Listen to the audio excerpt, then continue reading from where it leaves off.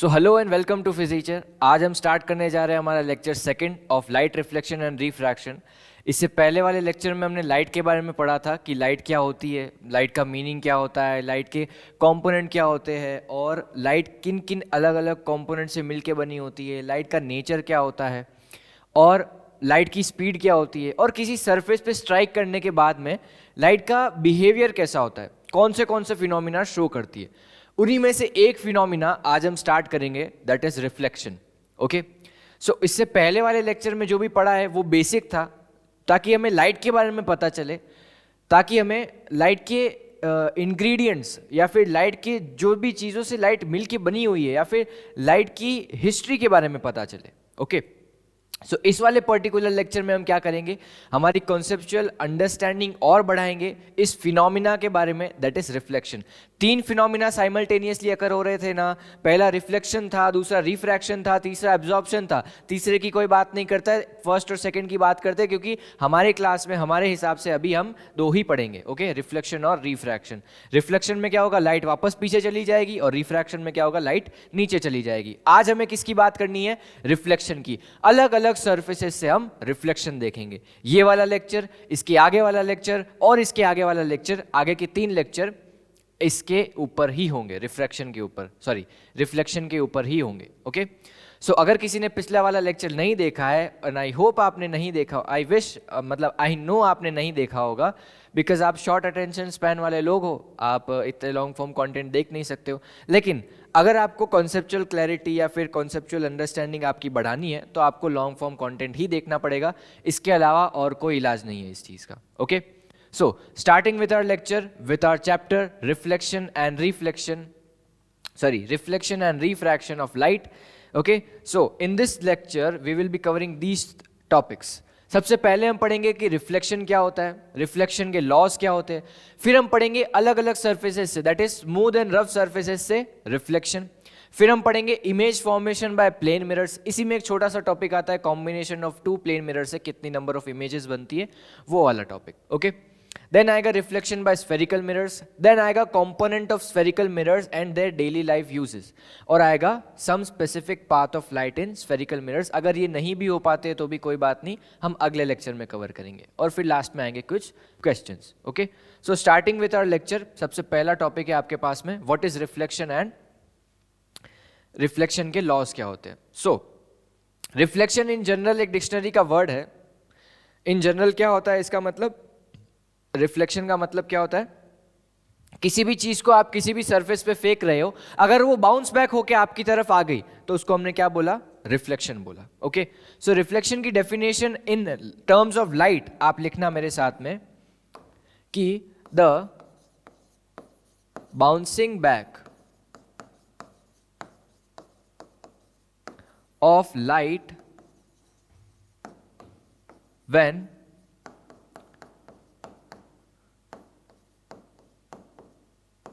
it strikes a surface। किसी भी surface पे अगर लाइट स्ट्राइक कर रही है और वो बाउंस बैक हो गई वापस से, वैसे तो कंप्लीट बाउंस बैक नहीं होता है, कुछ कुछ रिफ्रैक्ट भी होता है, कुछ कुछ एब्जॉर्ब भी होता है ना। तो इस वजह से आपके पास में वो सरफेस पे डिपेंड करता है कि वो सरफेस कितना रेशियो रख रही है, ज्यादा रिफ्लेक्ट कर रही है तो रिफ्लेक्टिंग सरफेस बोल दिया, है ना, लेकिन कंप्लीट नहीं होता। अभी हम रिफ्लेक्शन की बात कर रहे हैं तो हम कंप्लीटली रिफ्लेक्शन को ही देखेंगे, बाकी चीजें नहीं देखेंगे। ओके, सो जैसे कि आपके पास में एक इमेज आती है ये वाली। ओके, इसमें दोनों बता रखा है, लेकिन हमें अभी यही पढ़ना है तो हम इसी को लेंगे, बाकी को स्वाहा कर देंगे, बाय बाय बोल देंगे। ये रहा। Okay, that is reflection. Torch को डाला, टॉर्च की लाइट को डाला, वापस से बाउंस बैक हो गई, ये कोई भी सरफेस मान लो। ओके, सो अब मान लो कि आपके पास में बाउंस बैक तो हो रहा है। अब बाउंस बैक कैसे होगा, या फिर ऐसा समझ लो कि हम बाउंस बैक कैसे देखें, या फिर ऐसा समझ लो कि हम बाउंस बैक के जो वापस से बाउंस बैक हो रही है लाइट, उसको हम किस बेसिस पे देखें कि लाइट बाउंस बैक होके इधर जाएगी या फिर बाउंस बैक होके इधर जाएगी। तो एक सिंपल सी चीज समझना मेरे साथ में, मान लो कि आपके पास में ये एक सरफेस है, ठीक है, किसी भी सरफेस को, किसी भी रिफ्लेक्टिंग सरफेस को हम ऐसे बनाते हैं, ऐसे नीचे से पॉलिश कर दिया और वो आपके पास में क्या बन गई, ऊपर वाली सरफेस क्या बन गई, एक रिफ्लेक्टिंग सरफेस बन गई। मान लो कि आपके पास में एक light I that is incident on this surface. Okay, जो इंसिडेंट होती है उस सरफेस को हम, उस रे को हम क्या बोलते हैं, incident ray. Okay, and this is making an angle with this surface that is I. Let us suppose, आगे सारी चीजें क्लियर हो जाएगी, ये एंगल आई बना रही है। ओके, अब रिफ्लेक्शन के बाद में जो रिफ्लेक्टेड रे होगी, रिफ्लेक्शन के बाद में तो रिफ्लेक्टेड रे ही बन जाएगी। अब रिफ्लेक्शन के बाद में ये रिफ्लेक्टेड रे कहाँ जाएगी, ये यहाँ जाएगी, या ये यहाँ जाएगी, या ये यहाँ जाएगी, या ये यहाँ जाएगी, या फिर नीचे, नीचे तो रिफ्रैक्शन हो जाएगी, या फिर पीछे आ जाएगी, या फिर घूम के आपके पास में आ जाएगी, आपके कान में घुस जाएगी, आपके नाक में घुस जाएगी, आपकी आंखों में घुस जाएगी, नहीं, या फिर अंदर घुस जाएगी, कहाँ पे जाएगी। तो सवाल ये है हमारा, तो सवाल समझ में आया कि ये लाइट कहाँ पे जाएगी। तो ये लाइट का जो पाथ होगा वो कुछ ऐसा सा होगा। जो रिफ्लेक्ट हो गई उसको हमने क्या बोला, रिफ्लेक्टेड रे। जो रिफ्लेक्ट हो गई उसको हमने क्या बोला, रिफ्लेक्टेड रे। चलो यहां तक मुझे बात समझ में आई। अब ये इधर ही क्यों गई, कोई चीजें इन्होंने फॉलो करी होगी तभी इधर गई। मान लो मैं थोड़ा सा नीचे करता तो ये वाला रे भी थोड़ा सा नीचे हो जाता। इसका मतलब क्या है कि ये कुछ सेट ऑफ रूल्स को फॉलो कर रही है, कुछ नियमों का पालन कर रही है। वही नियम होते हैं हमारे पास में laws of reflection. Okay, laws of reflection states या फिर governs the path of reflected ray and their angles. Okay, थोड़ा सा ये माइक का दिक्कत आ रहा है मुझे। तो इन general the laws of reflection what they do is they govern the path of light after reflection. Okay, so laws of reflection आप मेरे साथ साथ में लिखना। laws of reflection क्या हुए भैया,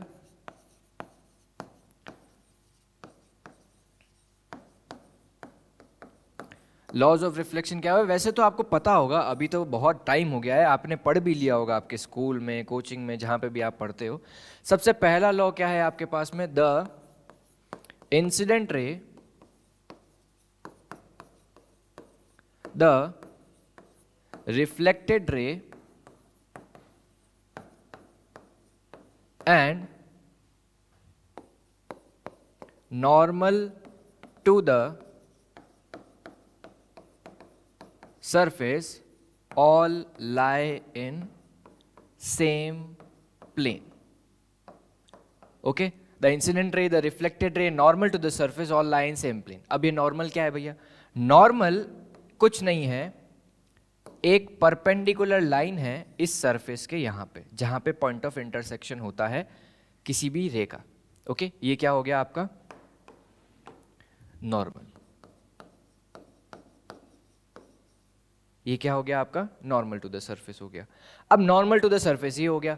पहला लॉ आपको ये कहता है कि the incident ray, the reflected ray, normal to the surface all line same plane. इसका मतलब क्या होता है वो भी मैं आपको समझाता हूं। सेकेंड लॉ आपको क्या कहता है कि the angle of incidence is equal to the angle of reflection, that is angle I is equals to angle R. Angle I is equals to angle R. Angle I ये वाला नहीं है, ये ध्यान रखना, ये वाला एंगल नहीं है। आपका जो एंगल I है वो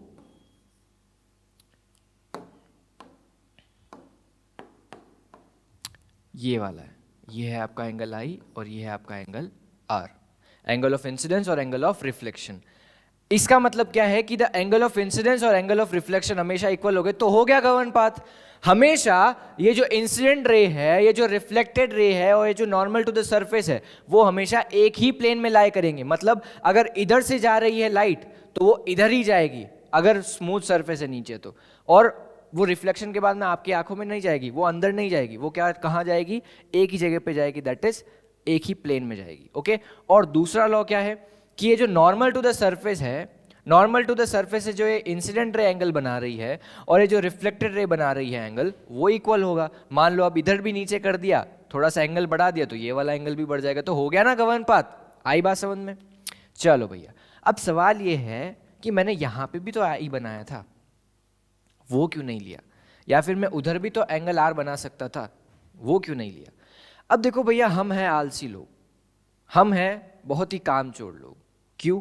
क्योंकि हमने ये सोचा भैया कि चलो भैया हम नॉर्मल पे खड़े हो जाते हैं, नॉर्मल पे खड़े रहते रहते हम बोलते हैं कि भैया इंसिडेंट रे की तरफ गिर जाओ, तो कौन सा एंगल आ गया?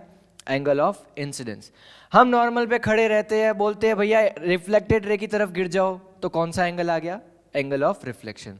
अब अगर ये वाला एंगल और ये वाला एंगल लेता तो इधर जाके ऊपर घूमना पड़ता और वापस इधर जाके इधर घूमना पड़ता। इक्वल तो फिर भी आते, लेकिन हमें नॉर्मल से मेजर करने में ज़्यादा आसानी हो रही है। आई बात समझ में? और थोड़ा अच्छा भी लग रहा है साथ साथ में, है ना? चलो भाई, तो ये क्या आ गया? Angle of incidence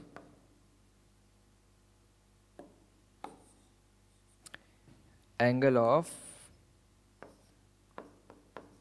incidence. ये दिख तो रहा है ना आपको? हाँ जी, दिख रहा है बिल्कुल। ये हो गया एंगल ऑफ रिफ्लेक्शन। तो नोट देने वाली बात क्या है भैया? नोट देने वाली बात ये है कि ये जो एंगल है वो नॉर्मल से मेजर होते। आप अगर आपके पास में क्वेश्चन में गिवन हो कि भैया हाफ निकालो, क्या इंसिडेंस एंगल आपको दे रखा है प्लेन सरफेस के साथ में 30 डिग्री, तो एंगल ऑफ रिफ्लेक्शन निकालो, तो क्या बोलोगे? 30 डिग्री? नहीं, 30 डिग्री तो नॉर्म इसके साथ में दे रखा है, सरफेस के साथ में, तो यहाँ पे कितना होगा? ये पूरा 90 है, 30 है, कितना हुआ? 60। तो एंगल ऑफ रिफ्लेक्शन कितना हुआ? 60। भूल मत जाना, कहीं चिट्ठी लिख के अपनी पैंट में डाल दो इसको। नोट, नोट क्या हुआ भैया? The angles are measured from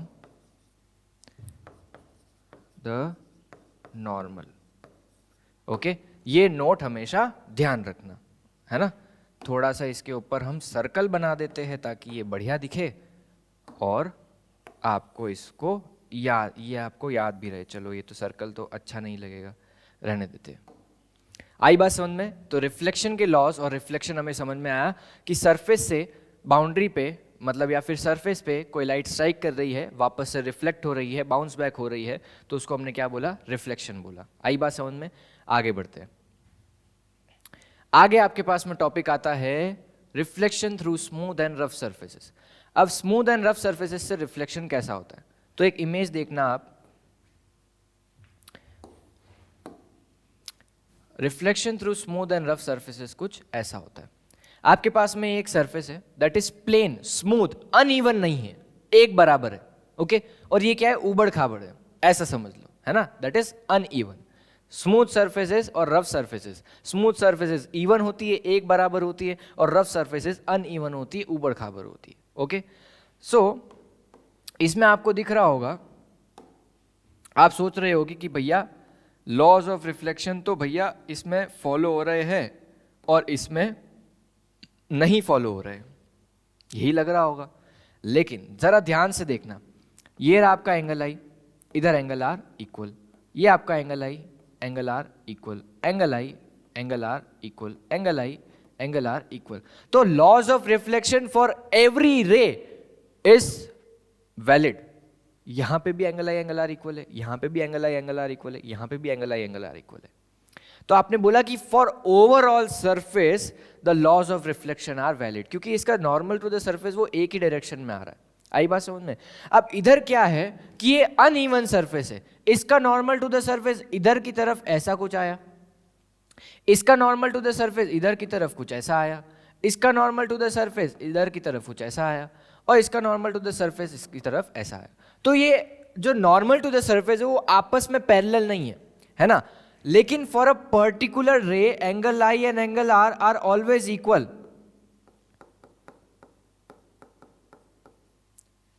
for a particular ray, but लेकिन हम एक पूरे बंच को देखें तो ये लॉज ऑफ रिफ्लेक्शन वैलिड नहीं लगते हमें, है ना? तो इसमें क्या होता है, इसको हम स्पेक्युलर रिफ्लेक्शन भी बोलते हैं और इसको हम डिफ्यूज रिफ्लेक्शन भी बोलते हैं, क्योंकि इसमें रेस जो है वो स्कैटर हो जाती है ना। तो यहाँ पे आपके पास में स्मूथ सरफेस पे ये कुछ ऐसा सा रिफ्लेक्शन होता है और रफ सरफेसेस में कुछ ऐसा सा रिफ्लेक्शन होता है। ये मिरर लाइक रिफ्लेक्शन करता है और यहाँ पे आपके पास में डिफरेंट एंगल पे स्कैटर हो जाती है लाइट। आई बात समझ में? चलो भैया, तो ये आपके पास में स्मूथ और रफ सरफेसेस से रिफ्लेक्शन होता है। अलग अलग दोनों को बना लेना, अच्छा लगेगा आपको, ठीक है। तो ये है आपके पास में स्मूथ सरफेस और ये है आपके पास में रफ सरफेस। जनरली हम स्मूथ सरफेस से ही डील करते हैं क्योंकि हमें स्मूथनेस पसंद है लाइफ में। तो अब आता है आपके पास में topic image formation by plane mirror. Plane mirror का इमेज फॉर्मेशन मुझे पढ़ाने की कोई ज़रूरत नहीं है, ये आपको पता है। आप खुद बताओगे मुझे कि प्लेन मिरर से इमेज फॉर्मेशन कैसा होता है, क्योंकि भैया रोज शक्ल देख के ही आ रहे हैं हम प्लेन मिरर में, बिना शक्ल देखे हम घर से बाहर ही नहीं निकलते, है ना। तो सबसे पहले मैं आपको एक चीज़ बता देता हूँ। ये रहा आपका प्लेन मिरर, ठीक है जी, और ये रहा आपका पॉलिशिंग, और ये वाली साइड क्या हो गई, रिफ्लेक्टिंग, ठीक है। और एक और चीज़ देखो भाई, ये आपने एक बाउंड्री रख दी, ठीक है, और आपने क्या किया, किसी भी इंसान को यहाँ पे खड़ा कर दिया, ठीक है। इसकी लेंथ कितनी है,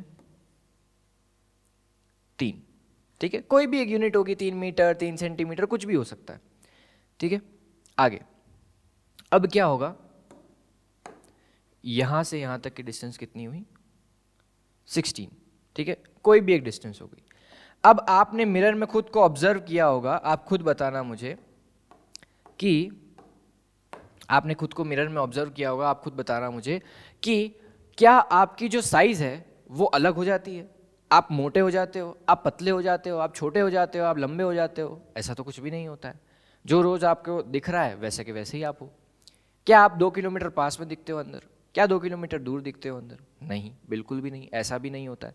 तो इसका मतलब क्या है, the size of us in the mirror is always same and we are at the same distance from the mirror as our images. मतलब हमारी जो इमेज अंदर बन रही है, जो हमारे जैसा इंसान अंदर बन रहा है, वो भी सेम डिस्टेंस पे ही है। आई बात समझ में? तो मतलब कि क्या है कि हमारे जैसा ही एक इंसान वहां पे है। इसका मतलब क्या है, हमारे जैसा ही इंसान एक वहां पे, तो सेम डिस्टेंस पे कितना, यहां पे कितना है 16, तो यहां पे भी कितना होगा 16, 16। इसको कॉपी करके हम सेम टू सेम हाइट का यहां पे पेस्ट कर देते हैं, ठीक है। चलो भाई, आई बात समझ में? तो प्रॉपर्टीज लिख लेते हैं कुछ हम इसकी। तो सेम डिस्टेंस पे है, सेम हाइट का है, सेम साइज का है, तो क्या क्या प्रॉपर्टीज लिखेंगे, the image is, the image formed is, पहली property is the same size as of the object। Second property क्या है, सेकेंड प्रॉपर्टी है is at the same distance at the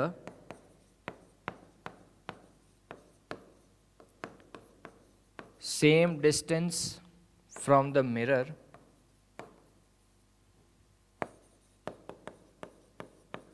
as the object is। Object जहां पे है वैसा का वैसा डिस्टेंस पे आपके पास में इमेज भी है। थर्ड प्रॉपर्टी क्या है, एक तो क्या है कि आप खुद को अंदर मिरर के अंदर,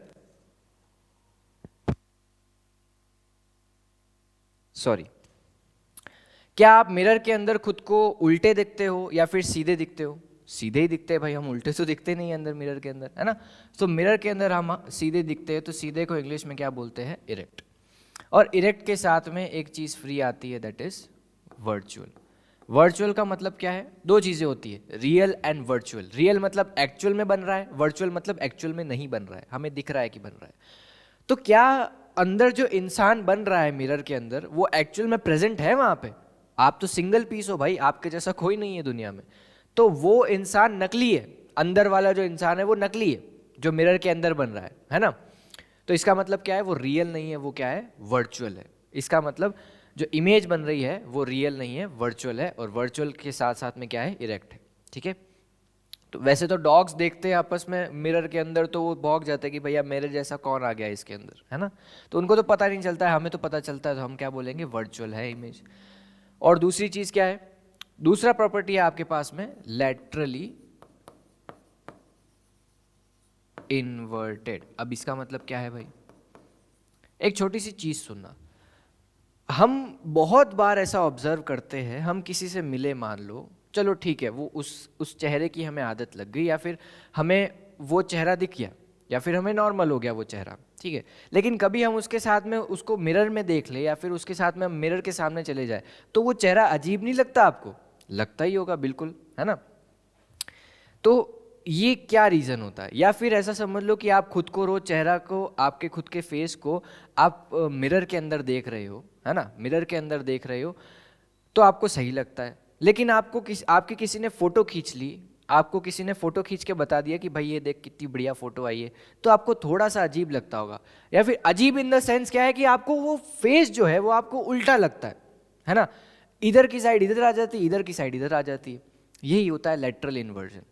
अब इसका मतलब क्या है कि इधर की चीज़ आपको इधर दिखती है और इधर की चीज़ आपको, मतलब अगर आपका फेस ऐसा है तो मिरर के अंदर आपको ऐसा दिखेगा। जाहिर सी बात है, लाइट इधर जाके इधर से ही रिफ्लेक्ट होगी, इस वजह से आपको ऐसा इल्यूजन होता है। ओके, सो ये आपके पास में 4 प्रॉपर्टीज आई इस इमेज की, ठीक है। अब मान लो कि आप इस इमेज को शिफ्ट कर रहे हो आगे, इस इमेज को शिफ्ट किया तो ऑब्जेक्ट को शिफ्ट किया तो इमेज क्या होगी, वो भी आगे शिफ्ट हो जाएगी। आप आगे जाते हो तो मिरर के अंदर वाला इंसान भी तो आगे आता है ना, और इसको पीछे शिफ्ट कर दिया तो पीछे शिफ्ट हो जाएगी सेम डिस्टेंस पे। अगर इसको x डिस्टेंस आगे ले जा रहे हो तो ये भी आगे आ जाएगा x डिस्टेंस, अगर इसको x डिस्टेंस पीछे ले जा रहे हो तो ये भी पीछे चला जाएगा x डिस्टेंस। ओके, सो यहाँ तक आपके पास में कुछ प्रॉपर्टीज हो गई प्लेन मिरर की, ये हो गया image formation by plane mirror. आगे बढ़ते हैं, आगे आपके पास में टॉपिक आता है number of images formed by combination of 2 plane mirrors. Okay, so ये एक सिंपल सा टॉपिक है, आपके कोर्स का बिल्कुल भी नहीं है, अगर आपको नहीं पढ़ना है तो आप स्किप कर सकते हो, ठीक है। So number of images formed by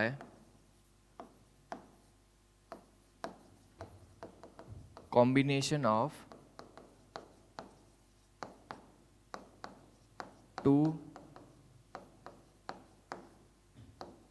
plane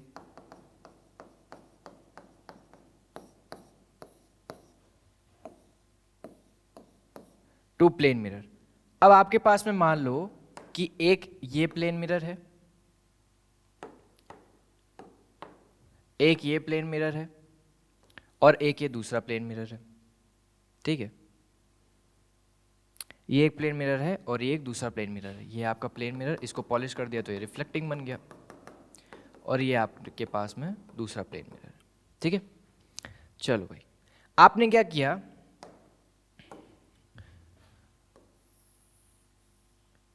आपने यहां पे किसी ऑब्जेक्ट को प्लेस किया, ओ ऑब्जेक्ट को आपने क्या किया, यहां पे प्लेस किया, ठीक है। And the angle these plane mirrors are making is theta, कोई भी एक एंगल हो गया थीटा, ठीक है। अब हमें बताना है कि ये जो ऑब्जेक्ट हमने इन प्लेन मिरर के सामने रखा है वो कितनी इमेजेस बनाएगा। 2 प्लेन मिरर के सामने रखते हैं तो बहुत सारी इमेजेस बनती है, and that depends on the angle on which we are placing these mirrors, ठीक है। हम जिस एंगल पे रख रहे हैं उतनी नंबर ऑफ इमेजेस हमारे पास में बनती है, और उसका एक फॉर्मूला होता है, ठीक है।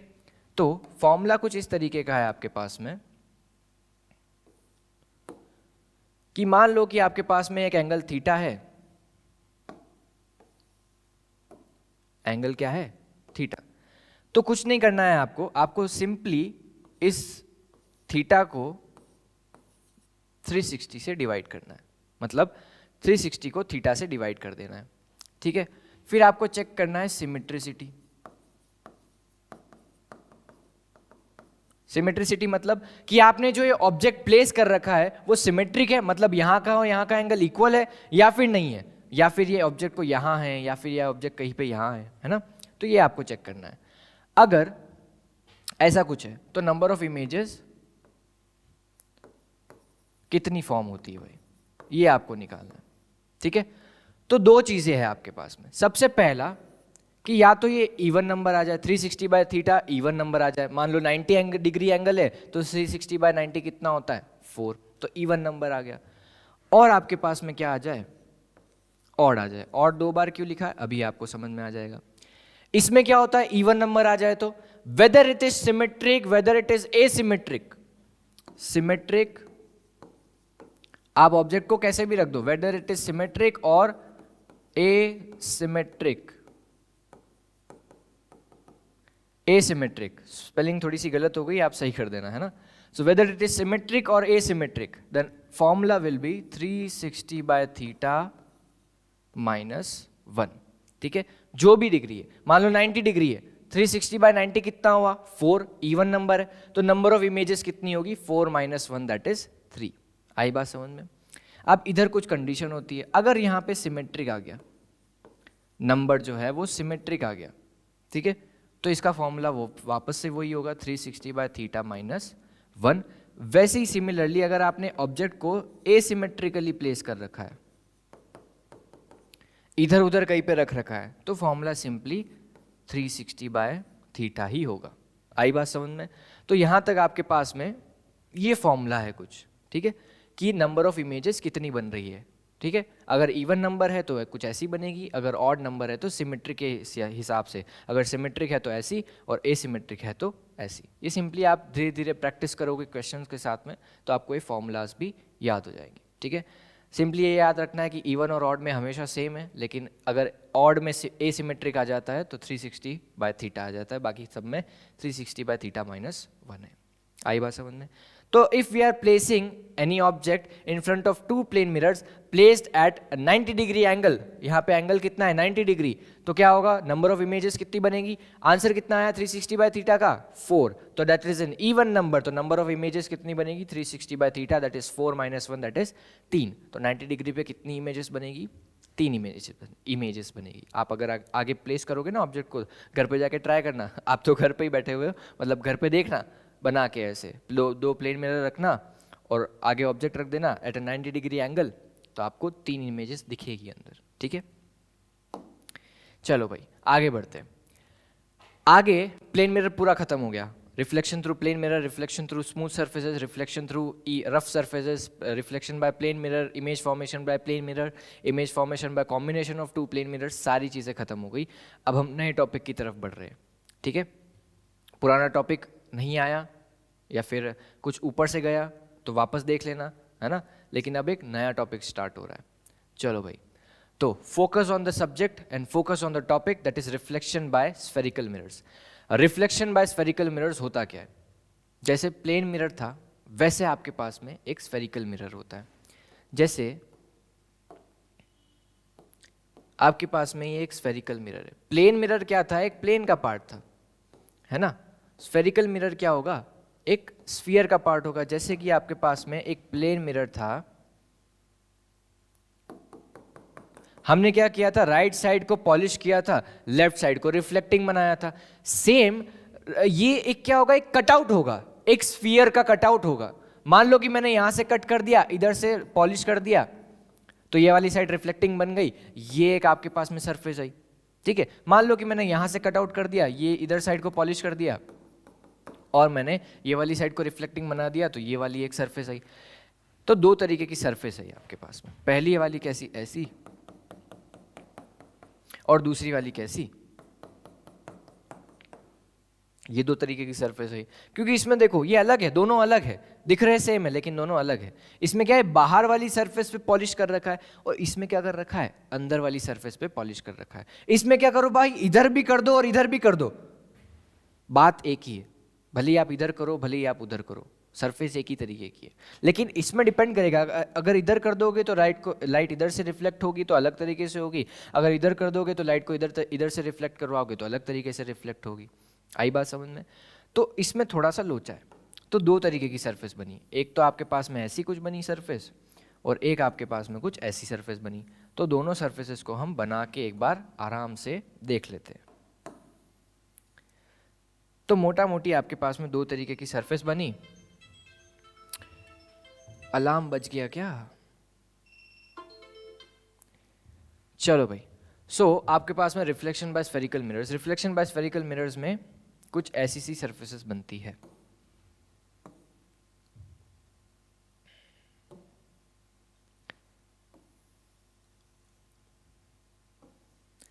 आई होप आपको ये सारी चीजें विजिबल हो रही हो, है ना।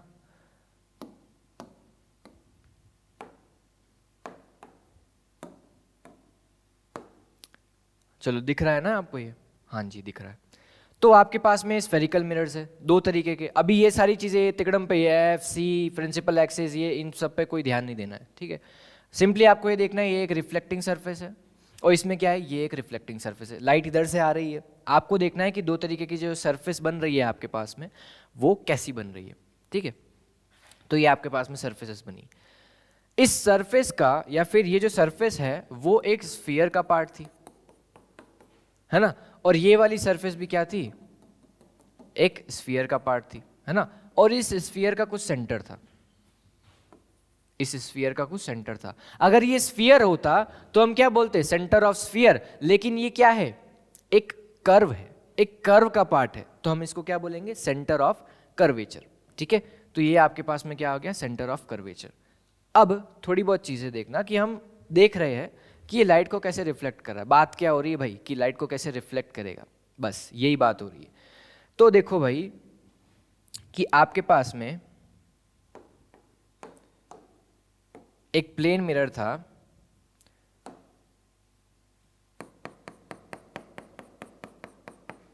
वो लाइट को कैसे रिफ्लेक्ट कर रहा था भाई, वो लाइट को, अगर लाइट को डाल रहा हो ऐसे तो ये नॉर्मल टू द सरफेस भी इधर ही आएगा। एंगल आई कितना हुआ नॉर्मल के साथ में, 0, तो एंगल आर भी कितना होगा, 0, तो ये वापस से इधर ही रिफ्लेक्ट हो जाएगी, है ना। लेकिन इधर कुछ अलग चीजें होगी।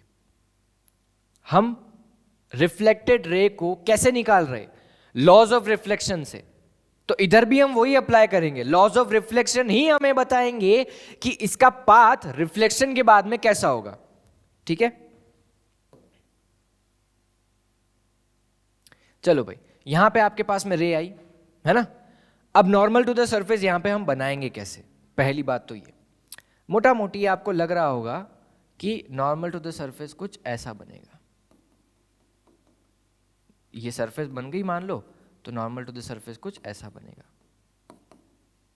है ना। लेकिन ये नॉर्मल टू द सरफेस पास कहां से होगा, ये यहां से पास होगा या फिर यहां से पास होगा या फिर यहां से पास होगा। तो इसका रीजन ये है, इसका आंसर ये है, इसका सोल्यूशन ये है कि आप 10th क्लास में एक थ्योरम पढ़ोगे कि radius is perpendicular to the tangent, ठीक है। 10th क्लास में सर्कल्स वाले चैप्टर में, मैथ्स में आप एक थ्योरम पढ़ोगे। तो यहाँ पे आपका टेंजेंट हो गया और ये आपकी क्या हो गई, रेडियस। और रेडियस कहाँ से पास होती है, सेंटर ऑफ कर्वेचर से। तो परपेंडिकुलर मतलब क्या है, नॉर्मल है, आई बात समझ में। तो ये परपेंडिकुलर हो गया, ये नॉर्मल हो गया। अब ये वाला एंगल कितना हो गया, एंगल आई हो गया। और नॉर्मल के साथ में ही आप सिमिलरली एंगल बना दो क्या, आर, और उतने ही एंगल पे आप क्या करवा दो, इसको रिफ्लेक्ट करवा दो, तो आपके पास में एंगल ऑफ रिफ्लेक्शन आ गया। तो ये क्या कर रहा है, इधर आई और अपनी तरफ खींच लिया इस वाले मिरर ने। इधर से भी अगर मैं डालू रे को तो नॉर्मल टू द सरफेस इधर आएगा और ये इधर चली जाएगी। तो इसने क्या किया, ये लाइट को एक तरफ लेके आ रहा है, फोकस कर रहा है एक पॉइंट पे, ठीक है। और दूसरी तरफ ये क्या होगा, यहाँ पे लेके आया लाइट और यहाँ पे भी लेके आया लाइट। इधर नॉर्मल टू द सरफेस क्या हुआ, ऐसा कुछ हुआ, और इधर नॉर्मल टू द सरफेस कुछ ऐसा हुआ, है ना। एंगल आई यहाँ पे बना और एंगल आई यहाँ पे बना। सिमिलरली इधर भी एंगल आर बन जाएगा, क्योंकि नॉर्मल के साथ में ही बना रहे हैं हम। सिमिलरली इधर भी बन जाएगा। तो इधर रिफ्लेक्टेड एंगल ऐसा कुछ हो जाएगा और इधर रिफ्लेक्टेड एंगल कुछ ऐसा सा हो जाएगा, ठीक है। तो ये लाइट को क्या कर रहा है, लाइट को डाइवर्ज कर रहा है, मतलब लाइट को दूर फेंक रहा है, एक पॉइंट से स्कैटर कर रहा है ना।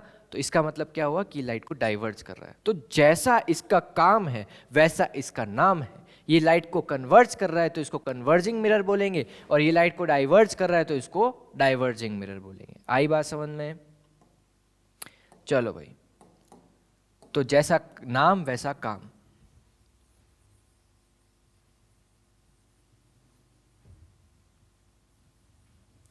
ये सारे डायग्राम्स आपको बनाने पड़ेंगे, कोई काम चोरी नहीं चलेगी, है ना। तो ये लाइट को डाइवर्ज कर रहा है, तो इसको क्या नाम दे देंगे भाई, बोलो भाई साथ में एक सुर में बोलेंगे, कन्वर्जिंग मिरर। और इसको हम बोलेंगे क्या, डाइवर्जिंग मिरर। ठीक है, तो ये आपके पास में कन्वर्जिंग मिरर और डाइवर्जिंग मिरर हो गए। लेकिन घर का नाम कुछ अलग होता है और बाहर का नाम कुछ अलग होता है। तो ये इनका घर का नाम हो गया, बाहर का नाम जो ऑफिशियली बोलते हैं इनको, उसको क्या बोलेंगे, इसको हम बोलते हैं कॉनकेव मिरर, और इसको हम बोलते हैं कॉन्वेक्स मिरर। ठीक है, ये वाला पेज आपको बनाने की ज़रूरत नहीं है, मैं आगे वाला पेज अलग से प्रिपेयर कर देता हूँ आपके लिए, ताकि आपको थोड़ा सा आसानी रहे बनाने में। ठीक है, वो वाला पेज मत बनाना, ये वाला पेज बनाना। ठीक है, सो मैं लिख लेता हूँ आराम से, 2 मिनट लगेगा मुझे, मैं फास्ट फॉरवर्ड कर दूंगा।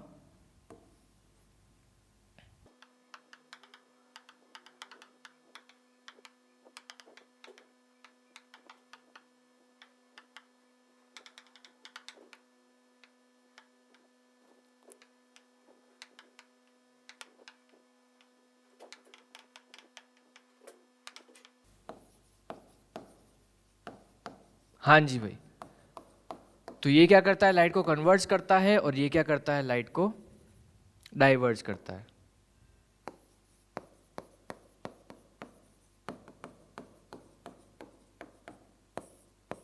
ठीक है, आई बात समझ में यहाँ तक। चलो भाई, थोड़ा बहुत लिख भी देते। और एक और इम्पॉर्टेंट चीज़ कि ये जो रे है, इसमें आप डायरेक्शन बनाना बहुत ही इंपॉर्टेंट है आपको। भाई डायरेक्शन नहीं बनाएंगे नंबर कट जाएंगे, पहली बात तो इसका रिजल्ट बता रहा हूँ मैं, नंबर कट जाएंगे। लेकिन रीज़न क्या है कि अगर आप इसका एरो नहीं बनाते हो तो भाई मैं इधर बना दूँ, क्या फर्क पड़ रहा है ना, लेकिन डायरेक्शन उल्टी हो जाएगी। तो मैं कुछ भी बना सकता हूँ, इसलिए आप पहले ही एरो बना के रखना ताकि लाइट का डायरेक्शन पता चले। इसमें लिखना है 8 कन्वर्जेस लाइट, और इसमें लिखना है 8 डाइवर्जेस लाइट। ठीक है, आई बात समझ में यहाँ तक। चलिए भैया, 40 minutes are done, and now we will be proceeding towards the next part of this lecture, या फिर next part of the spherical mirrors, that is the component, ये एफ सी या फिर ये प्रिंसिपल एक्सिस जो भी है, इसके बारे में पढ़ते हैं। ठीक है, सो अगला टॉपिक है आपके पास में component of spherical mirrors and their daily life uses in real life. ठीक है, सो सबसे पहले आपके पास में एक ये मिरर है, ठीक है, और सिमिलरली आपके पास में एक ये दूसरा मिरर है जिसको आप कुछ नाम देते हो, और इसको भी आप कुछ नाम देते हो। इसको क्या नाम दिया, बोलो भाई, एक सुर में बोलो, इसको क्या नाम दिया, कॉनकेव मिरर, और इसको क्या नाम दिया, कॉन्वेक्स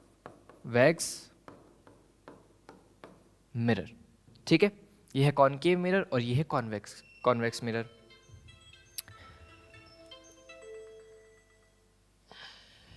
चलिए भाई, तो ये कॉनकेव मिरर है और ये आपके पास में क्या है, कॉन्वेक्स मिरर है। आई बात समझ में। तो कंपोनेंट ऑफ स्फेरिकल मिरर क्या होते हैं। अब कंपोनेंट का मतलब क्या है, component are the mathematical representation और mathematical diagrams of spherical mirrors. ऐसा समझ लो कि आपके पास में ये एक स्फेरिकल मिरर है, ये पॉलिश कर रखा है सरफेस, ये कॉनकेव मिरर है, यहाँ पे पॉलिश कर रखा है, और अंदर की साइड क्या है, रिफ्लेक्टिंग सरफेस है। ठीक है, तो ये वाली साइड पॉलिश्ड है और ये वाली साइड क्या है, रिफ्लेक्टिंग है ना। लेकिन आपको क्या इस सरफेस में या फिर कुछ भी चीज़ें दिख रही है, एफ सी जो भी मैंने आपको बताया था, क्या इस मिरर में आपको दिख रहा है, कुछ भी नहीं दिख रहा है भाई। ये तो सिंपली एक मिरर दिख रहा है, खाली एक मिरर है और कुछ भी नहीं है। लेकिन जब हम इसमें इमेज फॉर्मेशन करेंगे भाई, रिजल्ट क्या है, इवेंचुअली हमें क्या करना है, लाइट को लेके जाना है, इमेज बनानी है, इमेज की प्रॉपर्टीज देखनी है कि अलग अलग डिस्टेंसेस पे इमेज कैसी बनती है। तो इधर आपके पास में रख दोगे, लेकिन कुछ कुछ बाउंड्रीज तो होनी चाहिए, कुछ कुछ टर्म्स तो होनी चाहिए, या फिर कुछ कुछ क्राइटेरिया तो होना चाहिए, कुछ कुछ लाइंस तो होनी चाहिए, है ना। तो लाइन यहाँ पे नहीं बनाएंगे हम, लाइन कहाँ पे बनाएंगे, किताबों में बनाएंगे। तो हम लाइन कुछ ऐसी बनाएंगे कि एक तो सीधी लाइन लग देंगे या फिर एक सीधी लाइन बना देंगे, जिसको हम क्या बोलते हैं,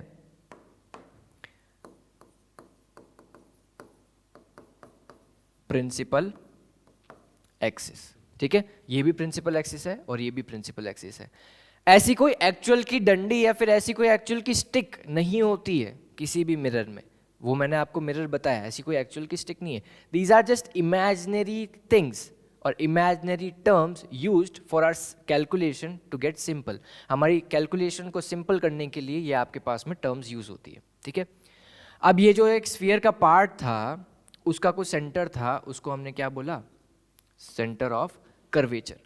जहां से ये प्रिंसिपल एक्सिस इस मिरर के अंदर पेनिट्रेट करती है उसको हम क्या बोलते हैं, पोल, जिसको हम P से डिनोट करते हैं। यहां पे भी सेम चीज है भाई, ये P है और यहां पे आपके पास में C है।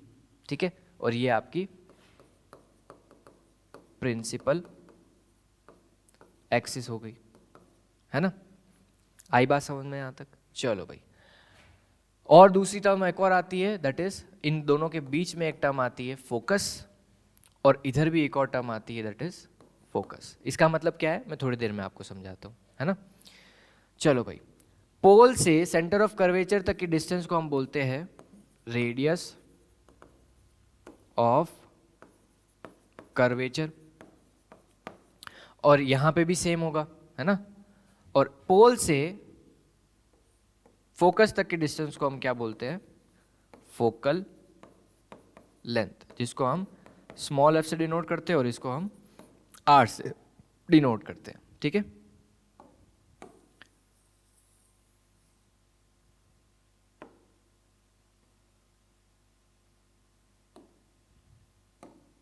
चलो भाई, तो यहां पे भी सेम एक बार हम लिख लेते हैं। ये वाला आपका क्या है, रेडियस ऑफ कर्वेचर, और ये आपका क्या है, फोकल लेंथ। ठीक है, और ये जो मिरर है, ये जो पूरा सरफेस है जहां पे लाइट स्ट्राइक कर रही है, दैट इज दिस थिंग। अब मैं उधर तो करके बता नहीं सकता, है ना। तो ये वाला जो सरफेस है, इस जो ये पूरा सरफेस है जहां पे लाइट स्ट्राइक करेगी, इसको हम क्या कहते हैं, अपर्चर।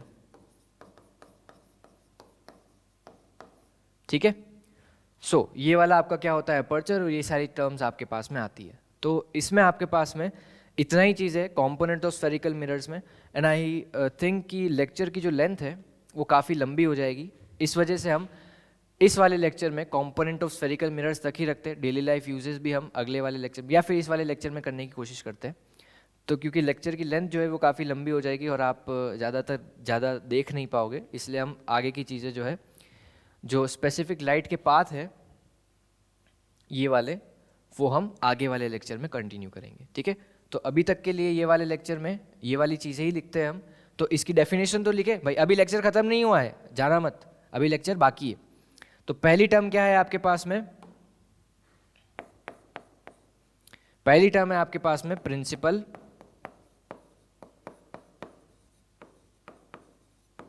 एक्सिस। प्रिंसिपल एक्सिस आपके पास में क्या होती है, N imaginary line which penetrates through the mirror. Okay, second term आपके पास में क्या है भाई, सेकेंड टर्म आपके पास में है centre of curvature. Centre of curvature क्या होता है, centre of curvature is nothing but the centre of curvature is the centre of sphere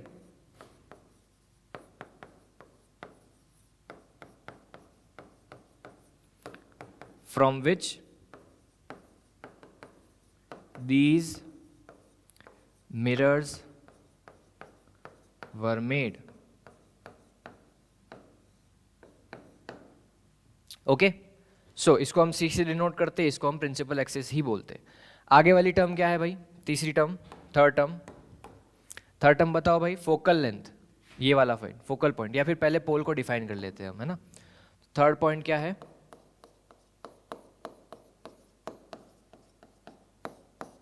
pole.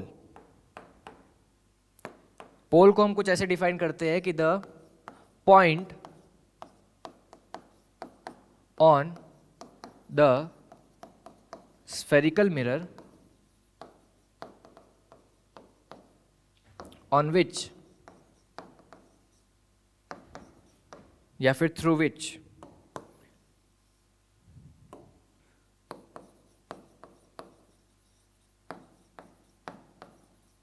the principal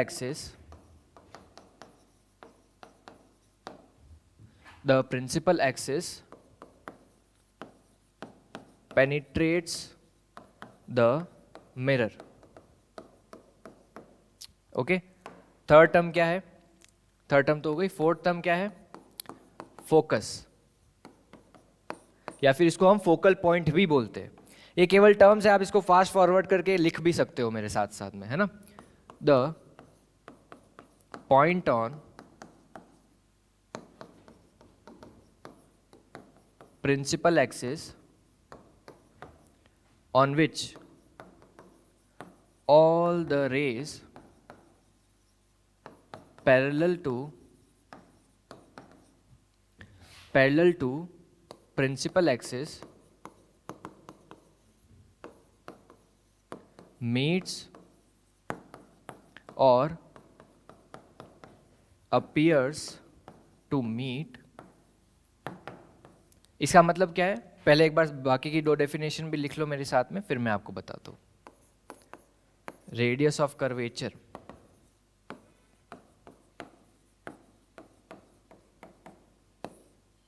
second क्या है, सॉरी सिक्स्थ क्या है, फोकल लेंथ,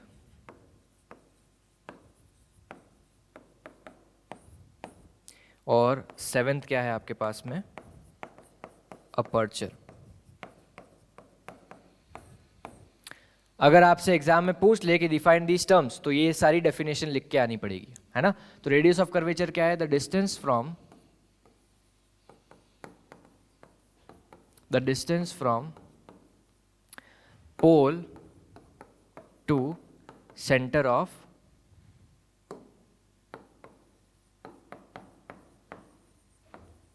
कर्वेचर। ओके, और focal length क्या है, द डिस्टेंस फ्रॉम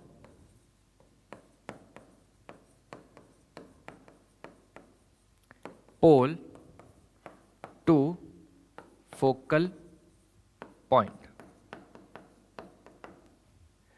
अपर्चर क्या है भाई, अपर्चर है आपके पास में the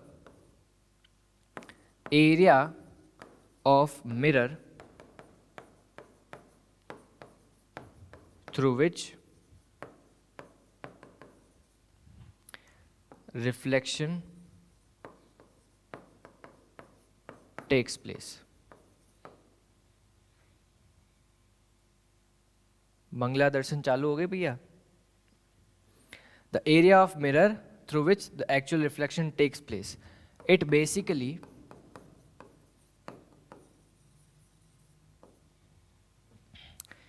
defines the size of mirror. भाई जितना बड़ा एरिया होगा उतना ही बड़ा रिफ्लेक्शन होगा, उतना ही बड़ा मिरर होगा, है ना। तो अपर्चर की साइज आपको बताती है कि मिरर कितना होता है। इस कैमरा में भी अपर्चर होता है, वो मैं आपको कभी और बताऊंगा, है ना। सो यहाँ पे आपके पास में टर्म्स आई। सबसे पहली टर्म क्या है आप भाई, principal axis, an imaginary line that is this line, ये वाली जो लाइन है इमेजिनरी लाइन, जो कि इस मिरर के अंदर पेनिट्रेट करती है, सीधी होती है, ठीक है। सेंटर ऑफ कर्वेचर क्या है भाई, centre of curvature is the centre of the sphere from which these spherical mirrors were made. Second term क्या आती है आपके पास में, पोल। पोल क्या होता है, पॉइंट जहां पे प्रिंसिपल एक्सिस पेनिट्रेट करती है, ठीक है, ये कॉनकेव मिरर और कॉन्वेक्स मिरर दोनों में। और फोकल पॉइंट क्या है, जहां पे जितनी भी रेज जो कि पैरेलल टू प्रिंसिपल एक्सिस है, जो कि मैंने आपको अभी बताया था थोड़ी देर पहले, वो एक सिंगल पॉइंट पे आके मिल रही थी ना, ये जितनी भी रेज है वो सिंगल पॉइंट पे आके मिल रही थी, यहाँ पे भी मिल रही थी, डाइवर्ज तो हो रही थी, लेकिन ऐसा लग रहा था कि कॉमन पॉइंट से पास हो रही है ना। ऐसा लग रहा था कि एक कॉमन पॉइंट से पास हो रही है, वो एक कॉमन पॉइंट जो है वो यहाँ पे है, ठीक है। तो यहाँ पे तो अपीयर मीट हो रही है, और यहाँ पे क्या हो रहा है, अपीयर्स टू मीट हो रही है। यहाँ पे एक्चुअल मीटअप हो रहा है, यहाँ पे अपीयर्स टू मीटअप हो रहा है, इसलिए डेफिनेशन भी हमने दो चीज़ें लिखी है। The point on the principal axis which on which all the rays parallel to principal axis meet और अपीयर्स टू मीट, ठीक है। तो मीट हो रही है या फिर अपीयर टू मीट हो रही है, वो एक सिंगल पॉइंट जिसको हम क्या बोलते हैं, फोकल पॉइंट बोलते हैं, ठीक है। आई बात समझ में यहाँ तक? चलो भाई आगे की टर्म देखते हैं। पहले मैं एक बार ये वाली चीजें हटा दूं। आगे की टर्म क्या है आपके पास में, रेडियस ऑफ कर्वेचर और centre of curvature. Radius of curvature क्या है, यहां से यहां तक की डिस्टेंस, यहां से यहां तक की डिस्टेंस को रेडियस ऑफ कर्वेचर, और यहां से यहां तक की डिस्टेंस को फोकल लेंथ, ठीक है। और यहां से ये जो चीज होती है, या फिर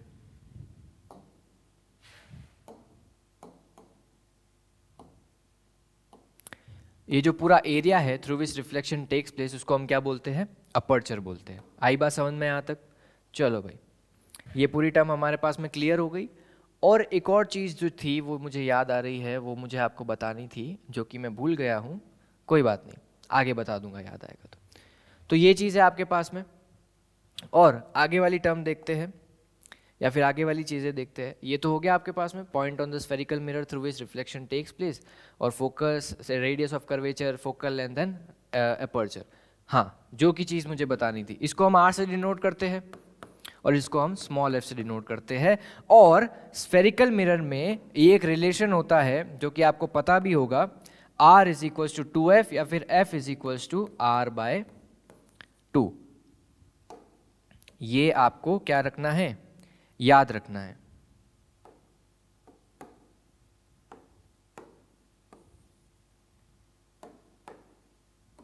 ठीक है।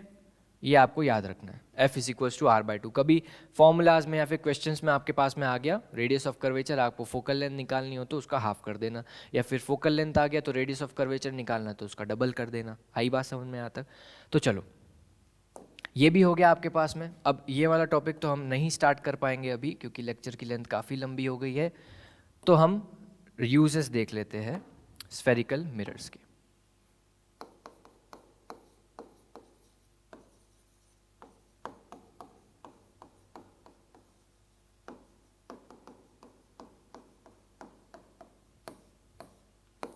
स्फेरिकल मिरर्स के यूजेस क्या होते हैं भाई? पहला यूज आपके पास में है कॉनकेव मिरर का,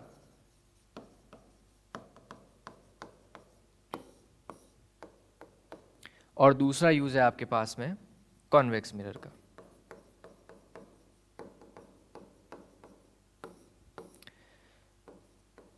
यूजेस में आपको केवल अभी फोटोज ही बता रहा हूँ, क्योंकि आपने इमेज फॉर्मेशन पढ़ा नहीं है अभी तक, इस वजह से आपको समझ में भी नहीं आएगा। मैं केवल आपको फोटोज अटैच करके दे रहा हूँ ताकि आपको थोड़ा बहुत आइडिया हो जाए कि हम पढ़ने क्या क्या वाले हैं इसमें, है ना। और कॉनकेव मिरर में आपके पास में कुछ ऐसे से इमेजेस होगी, लिखवाऊंगा या फिर जो भी एक्चुअल चीज़ें हैं वो जो लिखवानी बाकी है, या फिर इनमें जो एक्चुअल यूज़ लिखवाना है वो मैं आपको बाद में लिखवाऊंगा जब हम इमेज फॉर्मेशन पढ़ लेंगे। तब जाके आपको समझ में आएगा कि इनका एक्चुअल यूज़, या फिर इस वजह से हम इसको यूज़ कर रहे हैं इन सब चीज़ों में, ठीक है। तो कॉनकेव मिरर के ये यूज़ हो गए और कॉन्वेक्स मिरर के ये यूज़ हो गए, ठीक है।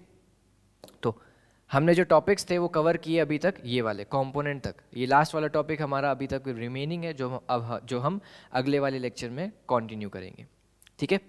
सो ये है आपके पास में रिफ्लेक्शन में क्या क्या पढ़ा। सबसे पहले वापस से रिवाइज करते हैं हम कि रिफ्लेक्शन में आपके पास में क्या है, कि reflection the bouncing back of light when it strikes a surface, है ना। The bouncing back of light when it strikes a surface, जिसमें हमने लॉज ऑफ रिफ्लेक्शन पढ़े, जिसमें आपके पास में आया the incident ray, the reflected ray, normal to the surface, all line same plane, the angle of incidence is equals to angle of reflection, and these angles are measured from normal, okay. अगली चीज़ क्या है? अगली चीज़ आपके पास में reflection through smooth and rough surfaces, जिसमें हम इसको स्पेक्युलर रिफ्लेक्शन और इसको डिफ्यूज रिफ्लेक्शन बोलते हैं, है ना। और अगली अगली क्या है, मिरर। प्लेन मिरर से हमारे पास में जो इमेजेस बनती है वो कुछ ऐसी बनती है, सेम डिस्टेंस पे, laterally inverted, virtual and erect. और क्या होता है, अगर एक साइज पे लेके जाते हैं, एक डिस्टेंस पे लेके जाते हैं, तो आगे वाली शिफ्ट हो जाती है, ठीक है, आगे ही शिफ्ट हो जाती है।